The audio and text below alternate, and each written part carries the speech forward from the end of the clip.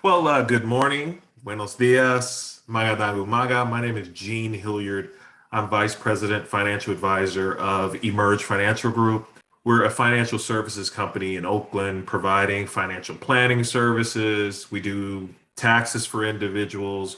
We also take care of accounting for small businesses. So it's a pleasure and an honor to meet with you guys today. Um, a little bit about my background. I'm a licensed stockbroker. I've been licensed roughly 20 years, helping each and every one of my clients build wealth, maintain that wealth throughout their lifetime, the lifetime of their children, etc.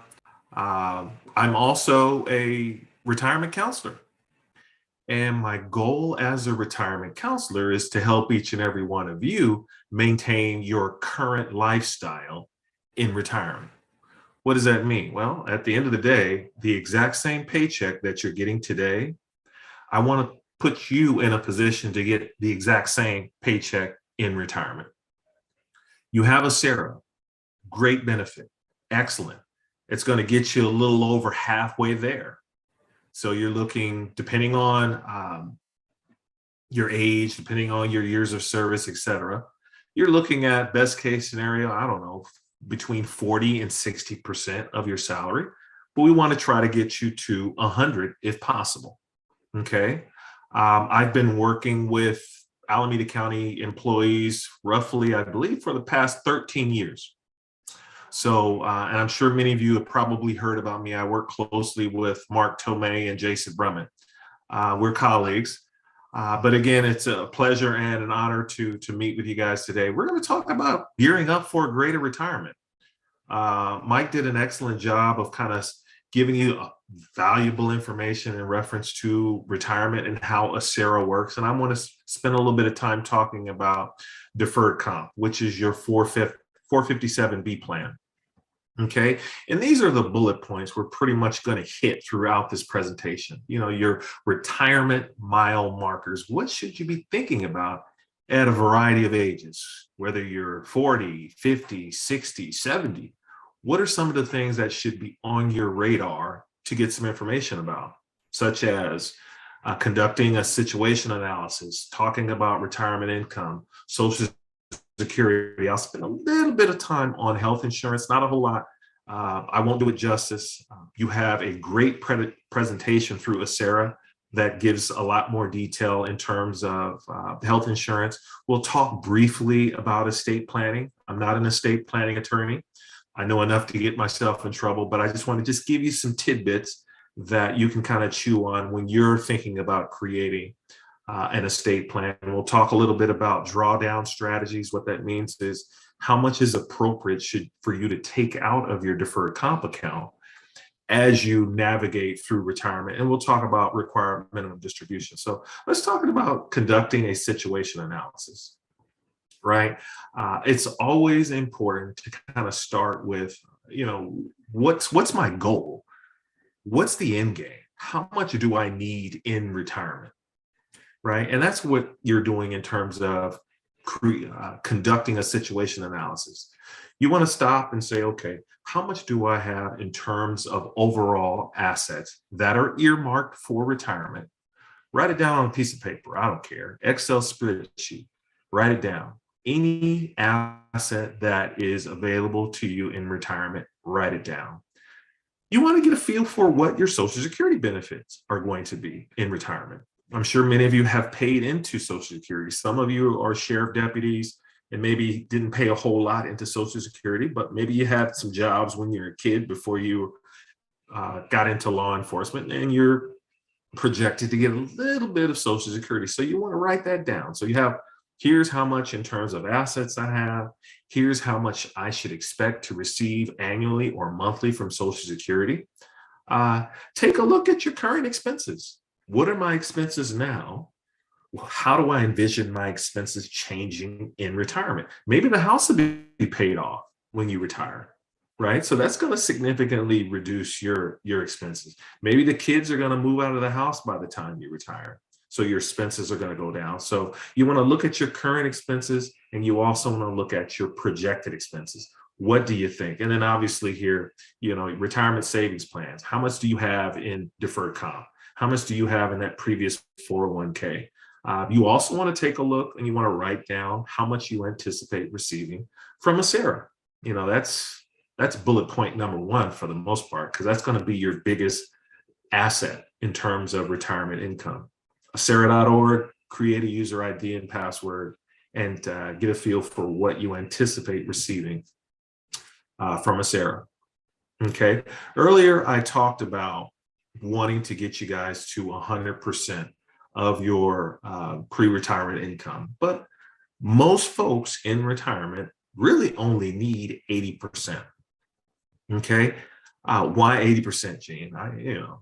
Don't I need 100% of my salary? Well, in some cases you do, but think about it like this. When you retire, do you have to pay into a SARA any longer? The answer is no. When you retire, do you or will you have the ability to put money into deferred comp when you retire? The answer is no. Will you be paying into Social Security? Will you be commuting anymore? There's a lot of costs that go away in retirement. So you may not need 100%, but I always say, let's shoot for 100 and settle for 80 or 70 or 60, right? In order to possibly get you retired sooner. So, but for most retirees, and this is just in general, roughly 30 to 40% is going to come from Social Security. 20% is going to come from a pension. You guys are different in that more of your income is going to come from your pension. But we're just talking about in general, roughly 40 to 50% of most retirees' income will come from a 457, a 401k, IRAs, bank savings account. And then you have your other. And this is, hey, you hit the lotto, or maybe you get an inheritance. So a portion of that money will be used for your retirement. Okay, and here are these suggested milestones that I talked about earlier. When you're 50 and under, you want to take a look at how much you're contributing to deferred comp, right? Or contributing to retirement in general. Okay, get a feel for that. We've determined, all right, this is how much I need in retirement. Is the amount that I'm contributing going to get me there? So you want to take a look at that. 59 and a half is an important age in which most or monies that are invested in a 401k, 403b, IRAs are no longer subject to a 59 and a half penalty, right? But don't take the money because you can. Take the money because you need it. Or if you're still working, I would suggest don't take the money. Let it continue to grow over time. One important note, the deferred compensation plan, which is under tax code 457B, does not have a under 59 and a half penalty. So when you can access your money at any age once you leave county service without a penalty. Still more than likely going to be on the hook for taxes, but no penalties. 62 is the age in which you, at the earliest, you can collect Social Security. But again, don't collect it because you can. If you're still working, let it continue to build and potentially get a higher payout at an older age. 65 is Medicare age when you can apply for Medicare, where in many cases your health insurance will go down pretty significantly. 66 in most cases is the age where you can collect full retirement, right? If you collected early at 62, you're going to get 30% less than what you could have gotten if you waited until full retirement. 70 is the maximum age you can collect Social Security. That's where you get the most bang for your buck. I'm of the position that yes, you're going to get more money at age 70 through Social Security, but sometimes all money is not good money. Who knows if you're going to make it to 70? So I would encourage you, not necessarily collect it at 62, but you don't want to wait until 70. That's just my personal opinion. And then 72 is the age in which required minimum distributions kick in. That's where you're required by law to take out a certain amount, typically 3 to 6% annually. Otherwise, there's significant penalties, and I'll talk about that a little bit later. Okay. All right, so you're 50 plus. Let's talk about maxing out, catching up. Let's talk about estate planning. Let's talk about beneficiaries. The maximum that you can contribute to deferred comp if you're under 50 is $20,500. If you're under 50, in many cases, the most you can contribute to an IRA is 6,000.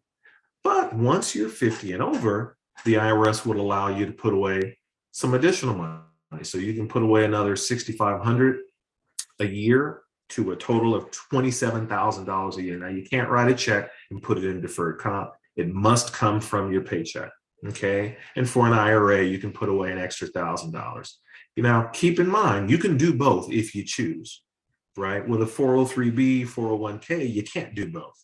It's one or the other. But because of the tax code of the 457B, you can do both if you afford it, if you can afford it.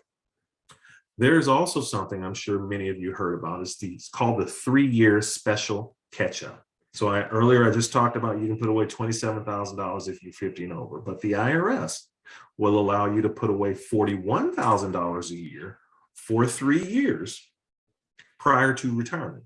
Okay, so you can really, really supercharge and maximize your deferred comp by taking advantage of this 3-year catch-up. Maybe you got money sitting in the credit union, CDs, not earning a whole lot. Wouldn't it be nice to kind of move that money into deferred comp to maximize deferred comp? Absolutely. Now, you can't write me a check to put it in there, but what you could do is say, Gene, I want you to take half my check, put that into deferred comp, right? You get paid, you don't have enough to pay your bills, right, from your paycheck, but guess what? Just go to the savings account at the credit union to pay your bills. So you're kind of indirectly moving that money from the credit union into deferred comp, but you cannot exceed that $41,000. Now, I will warn you, you have to qualify to participate in the 3-year catch-up. I'd say 99% of folks will qualify. How does it work? Well, what happens is Darnell Williams at the Treasurer's Office will go through your records to see were there years you could have been a maximum contributor to deferred comp and you didn't. And most people, when they first start with the county, first job, you're not contributing, but there is money you could have put into deferred comp. So he'll add all of those numbers up throughout your entire career, and then he'll let you know that you do qualify. I can say over the past 13 years, I think I've ran into 2 people who did not qualify for the 3-year catch-up. And guess what? They were maximum contributors to deferred comp their entire career. And these 2 people that I work with, they were with the county 25 years. So they had been max contributors from day one all the way through. Those folks cannot contribute. There's no room. But many of you, if you're interested, will be able to participate in the 3-year catch-up. The process is contact darnell.williams@acgov.org. Let him know, hey, I just listened to Gene's presentation. He talked about the 3-year catch-up. I want to know if I can participate. And he'll walk you through the process of making that happen. Let's briefly talk about estate planning. Estate planning is the process by which, if you were to pass away prematurely, that your assets will be transferred to your beneficiaries in the most tax efficient way possible. Really, your objective is to try to avoid probate as well. Probate is that process whereby your beneficiaries have to go to court, prove who they are, they have to hire attorneys, etc. And you're looking at potentially 25% of all that hard-earned money that you work for going to attorneys. So your beneficiaries will only get 75%. But there's ways in which you can reduce that probate cost by creating a living trust. You can also avoid probate by naming beneficiaries on all of your accounts. That's another way, right? With retirement accounts, you have no choice. You have to name beneficiaries. And on bank accounts, you can set up TODs. So there's ways in which you can name beneficiaries on bank accounts as well. But you want to make sure you do that properly. The best place, in my opinion, to go in terms of hiring an estate planning attorney is you can just start with your employer. Go to EAP, the Employees Assistance Program. I believe if you contact those folks, they'll put you in touch with an attorney that at a reduced rate and reduced cost to create an estate plan for you. And an estate plan not only includes a living trust, there's wills included there, healthcare directives, durable power of attorneys. You want to have all of those affairs in order. once you're 50, 60 years old, even earlier, really. But if you have any significant assets, you want to at least start having that discussion about estate planning. 60 plus. Let's talk about what you should be thinking about in terms of being 60 plus. Here are the years in which, in accordance to Social Security, your full retirement. So if you were born between 1943 and 54, full retirement age is 60, 66. But if you're born in 1960 or later, full retirement is 67, and all those in between. Okay, so when you're going through the process of determining how much you're going to get from Social Security, and at a certain age, don't just assume 66, because it could be 66 in a few months. But go onto the SSA.gov website to gather that information to find out exactly when it's time for you to collect full retirement.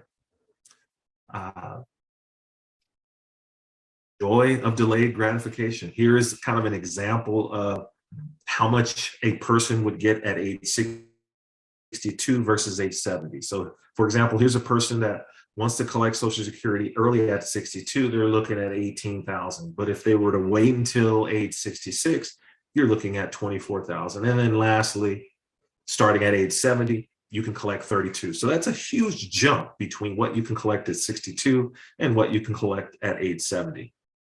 Okay. As I mentioned before, used to be of the opinion, wait at least until full retirement to collect your Social Security. But I've kind of changed my tune to a certain extent. And it's probably, matter of fact, I know it's because of COVID. Since 2020, I'm finding that, loved ones are passing away prematurely, not necessarily of COVID, but heart disease, etc., cancer. And so I'm of the opinion, you only live once. Tomorrow is not promised. Collect your Social Security when it's time for you to retire, or sooner, at least when it's time for you to retire. So if that's age 66, that's fine. But if you need to retire at 62, collect your Social Security early, right? Typically, financial planners like myself, financial advisors like myself, they look at collecting Social Security based upon your life expectancy. If you're 60, you have heart disease, you're not in the best health, you see yourself maybe not living until you probably live until you're 66, then they say collect Social Security at age 62. But if you have great genes, your parents, grandparents lived well into their 90s, when you do the math, collecting it at 32, collecting it at age 70 is probably the most appropriate time to collect Social Security. But at the end of the day, just because your parents, grandparents live until their 90s doesn't mean necessarily that you're going to live until your 90s. So be thoughtful about the time in which you're collecting Social Security. But if you have questions, concerns, you want to chat, talk about it a little bit more, you can reach out to me, you can reach out to Social Security, have a meeting with those folks, and they'll kind of guide you in the right direction. Social Security, most people think it's not taxable. In many cases, it's not taxable, but it all depends on your income. So if any income that you receive in retirement or when you're collecting Social Security that exceeds these amounts, the amount could be taxable. Check with your CPA, check with your tax accountant to confirm. I'm not a tax person. I'm just kind of giving you generalities. Your situation may be a little bit different, that even though you have some income, maybe your Social Security won't be taxable, but just have that on your radar. Make sure you jot that down and ask your CPA or your tax accountant to confirm the taxability of your Social Security. 65 is the age in which to collect or at least sign up for Medicare, but there's some other items that you want to kind of think about at age 65. You want to think about your withdrawal strategy, right? And as I mentioned before, what do I mean by that? Well, what is the appropriate amount to take out of your deferred comp or your retirement assets each year to avoid running out of money? Most financial planners like myself say, the sweet spot is about 4%. 4% a year. Do not take out more than 4% of your retirement assets per year in retirement. If it's less than 4%, if you don't need the money, then don't take it out, because you just never know where you may need a lump sum of cash. I don't know, you get a leak in your roof, you total your car, you have a healthcare emergency, you may need a lump sum. So be thoughtful about your assets. Don't take out the 4% because you can. Take it out because you need it. But start at 4%, and then every January reassess what's appropriate for that year. Reassess it. Maybe the market has done well, and maybe you can take out 5% if you need it, right? Or maybe the market hasn't been performing that well, and it's appropriate that you're going to need to take a pay cut. So take out 3% instead of 4%. But that's pretty much the process of determining a withdrawal strategy. And then health insurance, check with Sarah, sit on their, listen to their Medicare transition seminars to get more information about that. Okay. All right. You have, I don't know, let's say $800,000 in deferred comp. You retire.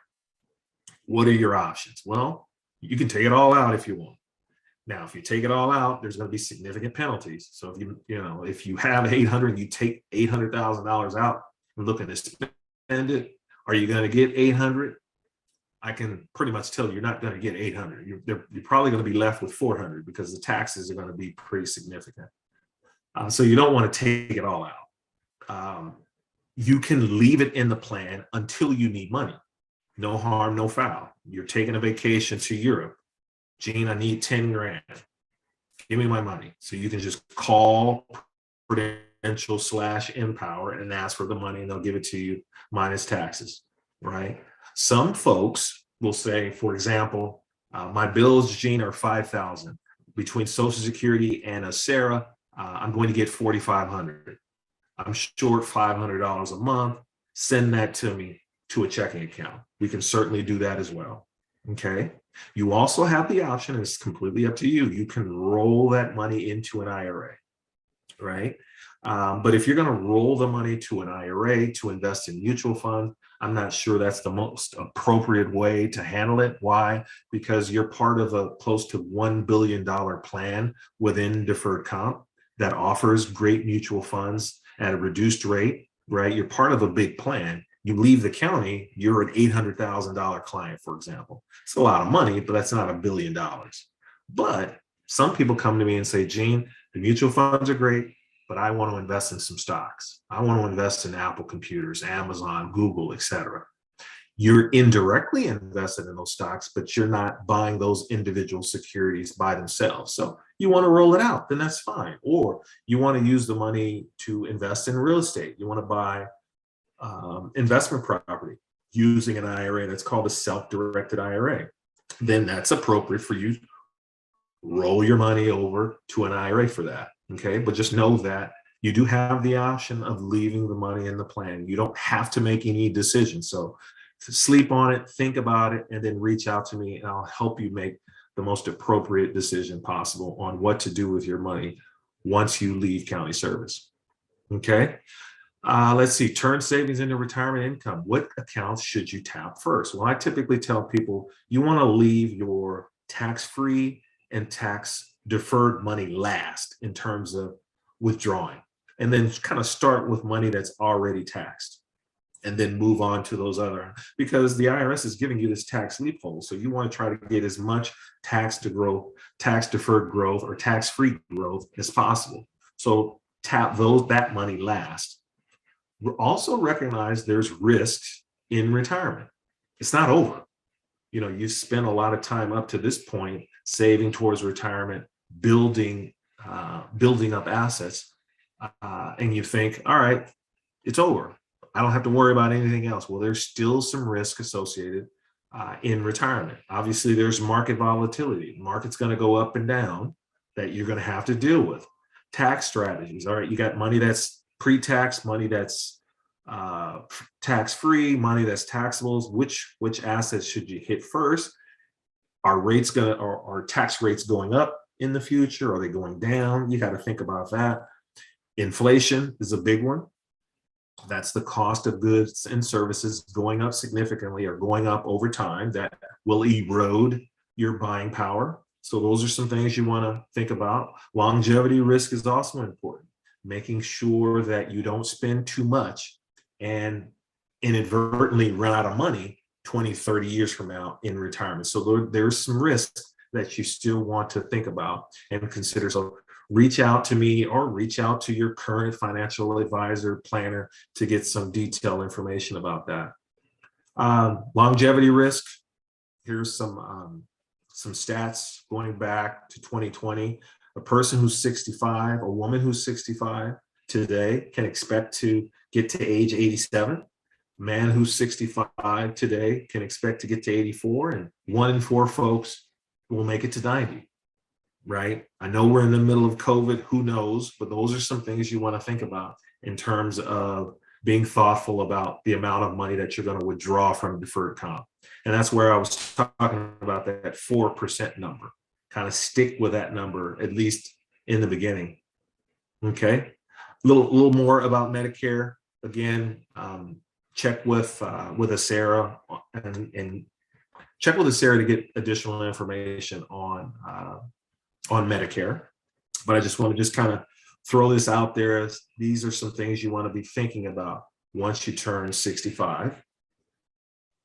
66 to 70, you want to think about, the impact of Social Security benefits later, right? And here's a bit of an example of how it works in terms of waiting until you're 70 years old from full retirement. See, that's a huge bump from full retirement, 66, 67 to 70.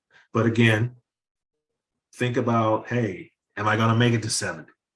Would be nice to enjoy my money while I'm here. There are 3 phases of retirement that I always talk about. You have your go-go phase, your slow-go phase, your no-go phase, right? Those are your 3 phases, and you're never given a warning in terms of moving from one phase to the other, right? Who knows what may happen from age 68 to age 70. You may move into the slow go phase or the no go phase, and you don't have the opportunity to enjoy your money. So I say you've worked hard, you've saved, you scrimped, and you've saved to live a good and a thoughtful retirement. Enjoy your money while you can. Take the vacations, pull Social Security if you need it to live a better life. Pull it at full retirement or between 62 and 65 or 66, depending on when you're going to retire. Okay. 72, here's a required minimum distribution. Things have changed. It used to be 70 and a half. It is no longer 70 and a half. But if you turn 70 and a half in January 2020, that's going to be the age you need to start, but most of you are going to be age 72. And it's important that you pull that out timely. Why? Because if you're going to get hit with a penalty of 50% of what you should have taken out.